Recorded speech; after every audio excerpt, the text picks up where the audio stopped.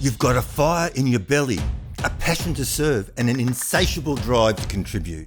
You know that if you can just get your message in front of the right people, you can change lives. But where to start? There are so many options, so many moving pieces. You get bogged down, overwhelmed, frustrated, while the burning desire to serve others consumes you. I know, I've been there. And these days I bring life-changing impact and value to people's lives through the creation of books, funnels, online courses and coaching programs, and virtual summits. This is the Call to Serve podcast. I'm Tim Cooper, and this is my journey. They say bad things happen to good people, and no one is immune from painful situations. We live in an imperfect world, and nobody on this planet is perfect. But you shouldn't let what's happened to you in the past define your present or your future. You see, resentment is the poison that kills your happiness and robs you of your success.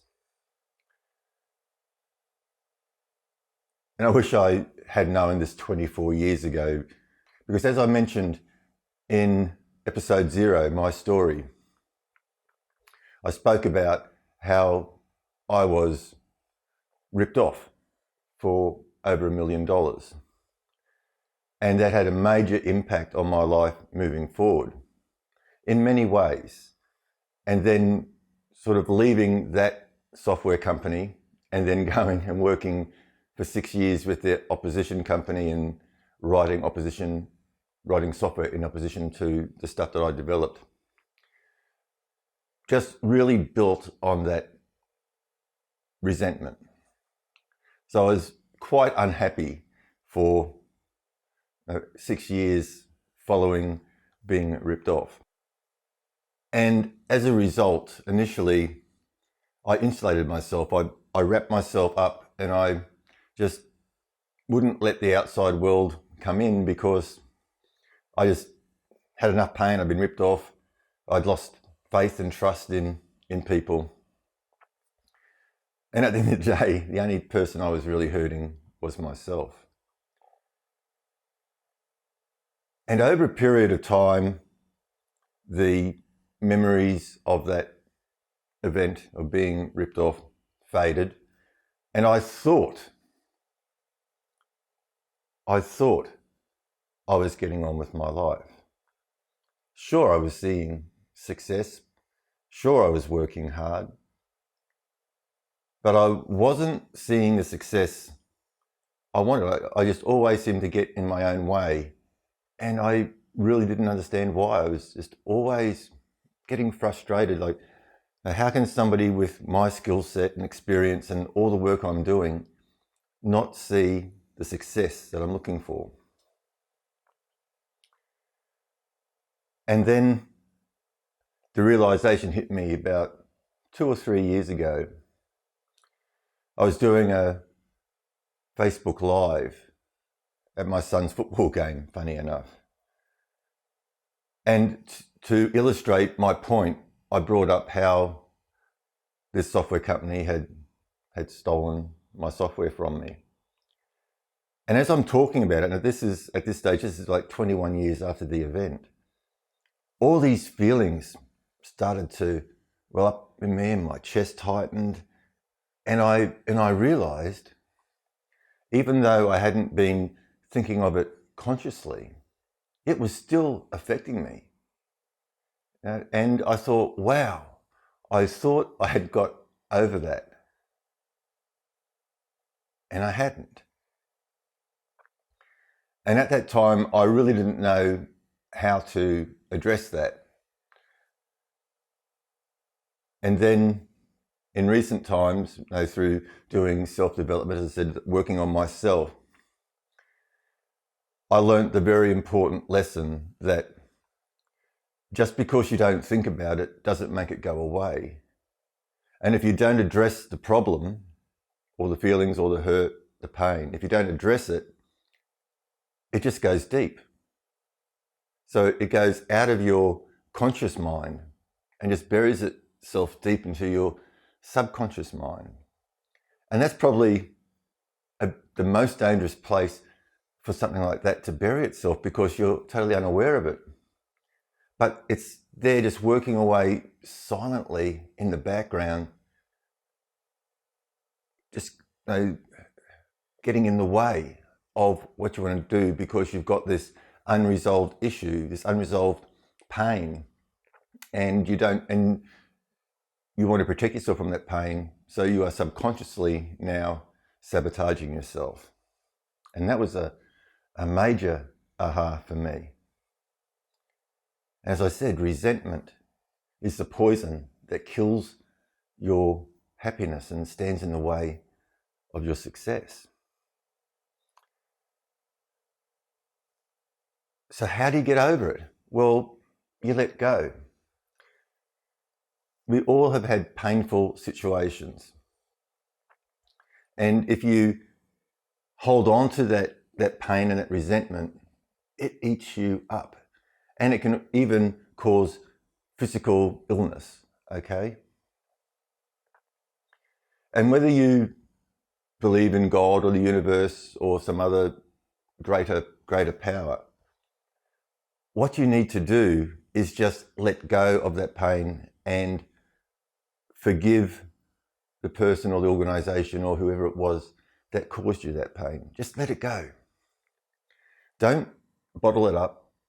Don't just stop thinking about it. You've actually got to consciously make the decision to say, well, universe, you know what they did. You know how much they hurt me. But I want to let it go. Please, I forgive them, and please bless them. Give them blessings. And then just let it go. Right? There's many ways you can do it. You can even visualize them sort of floating out there and you cutting the umbilical cord and just having them float off into space. But you have got to make the conscious decision to let go. And when you do, when you stop harboring that resentment, either consciously or subconsciously, things change. They did for me. They basically, after I did that exercise, after I came to the realization that, wow, this thing that happened to me 24 years ago is still inside of me, even though I'm not thinking about it, and even though I had no idea it was affecting my life. As soon as I came to the realization that, yeah, this is bad, and then looking back at all the other people who have hurt me and ripped me off, that wasn't the first or last time I'd been ripped off. And I went through that exercise for all the people, that a weight was lifted from me. And I got clarity of thought back. I was actually able to perform at a higher level again. I was able to become creative again. And I was also open to success again. And now I'm not looking back. And of course, I've still got to do the work on myself every day. Like mindset work is an ongoing thing. Sometimes these things creep back into our mind and you've just got to address them at the time. Because as we know, walking around feeling bitter and twisted and resentful about somebody, you're not hurting them. They've moved on. Okay, they probably don't even care. They probably don't even remember you. You're only hurting yourself, and you're only holding yourself back, and you're only making yourself sick. And I said, and that could even manifest physically into physical damage to your body, your organs and that sort of stuff. And you don't want that. Because the problem with harboring resentment is you can also develop a victim mentality. And look, I know that might sound harsh, but I'm just keeping it real. I'm just keeping it real, because when you feel like a victim in a circumstance, then you can give yourself an excuse why you can't do something, why you can't be successful, why you can't be with that person, whatever. Now you got the perfect excuses because you have been a victim of somebody else's malice.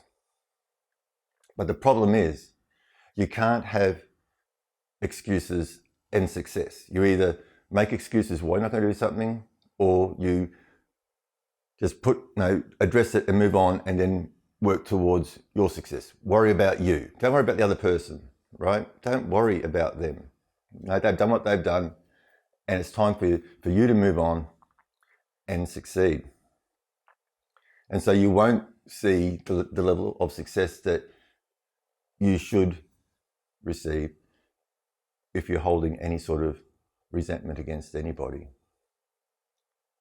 That was a big lesson for me. That was basically the turning point for me to, even though I didn't think I was being a victim, even though I wasn't thinking about all that pain and suffering that I've endured over the years, because I hadn't addressed it, because I hadn't looked at it straight on and then released it and forgiven and blessed, it was still affecting me. And as soon as I did that exercise, and I continue to do that exercise, right? Big changes, big changes. And if you've got that message, if you've got that burning desire to serve, you've got to be good in yourself before you can help other people. And look, I don't think there's anything like a bad thing or a bad situation. There are painful situations, very painful situations, like when my son had cancer twice. That's a very painful process to go through. But every single thing that happens to you, positive or negative, molds you into the person that you are. And when you have these painful experiences, it just means that your level of understanding grows. You can become more relatable because you're living in this real world and you're suffering pain, and you have addressed the pain, and then you can help others do the same. And it also, from those painful situations, I have learned very valuable lessons. I've learned how to make better decisions. So, was it painful? Yes. Was it bad? No, because I have learned, I've become a stronger person, I've become wiser, more insightful, and learned very important life lessons. And those are lessons that I can also help other people with as well. So through pain, through going through that pain and addressing that pain, you actually become a stronger, better person. And that molds you.